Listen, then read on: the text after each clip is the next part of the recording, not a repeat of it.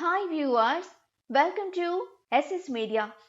ఏదైనా చేయాలి, ఎలాగైనా గెలవాలి అనేది ప్రస్తుతం ఏపీలో ముఖ్య పార్టీల వాళ్ళ ఆలోచన. అందుకే ఏ ఒక్క అవకాశాన్ని వదులుకోవడం లేదు. చంద్రబాబు తాజాగా అమిత్ షాతో భేటీ అయ్యారు. ఇప్పుడు పవన్ ఢిల్లీలో బీజేపీ నేతలతో సమావేశం అవుతున్నారు. ఇదే సమయంలో సీఎం జగన్ ఢిల్లీ పర్యటన ఖాయం కావడంతో హస్తినలో ఏపీ రాజకీయం ఆసక్తికరంగా మారుతోంది.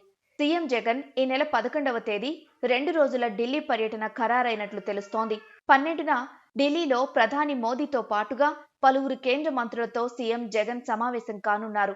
దీంతో 11న అనంతపురం రాప్తాడులో జరగాల్సిన సిద్ధం సభ 18వ తేదీకి వాయిదా వేశారు. ప్రస్తుతం టీడీపీతో బీజేపీ పొత్తు ఖాయంగా కనిపిస్తోంది.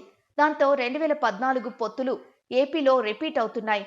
జగన్ మాత్రం ఒంటరిగానే పోటీ చేయాలని నిర్ణయించారు.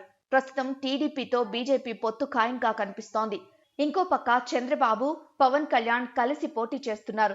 బీజేపీతో పొత్తు విషయంపై 2 రోజుల్లో ఒక క్లారిటీ వస్తుంది.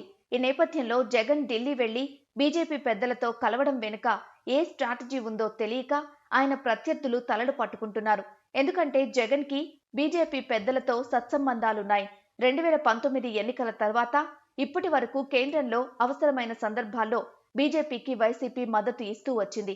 ఇప్పుడు 2024 ఎన్నికల్లో 400 సీట్లు లక్ష్యంగా బీజేపీ పాత మిత్రులను తిరిగి కలుపుకుపోయేలా వ్యూహం అమలు చేస్తోంది.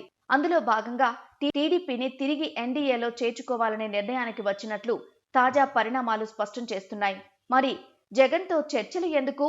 టీడీపీ, జనసేన ఉన్నాక ఇక ఆయనతో పనేముంది?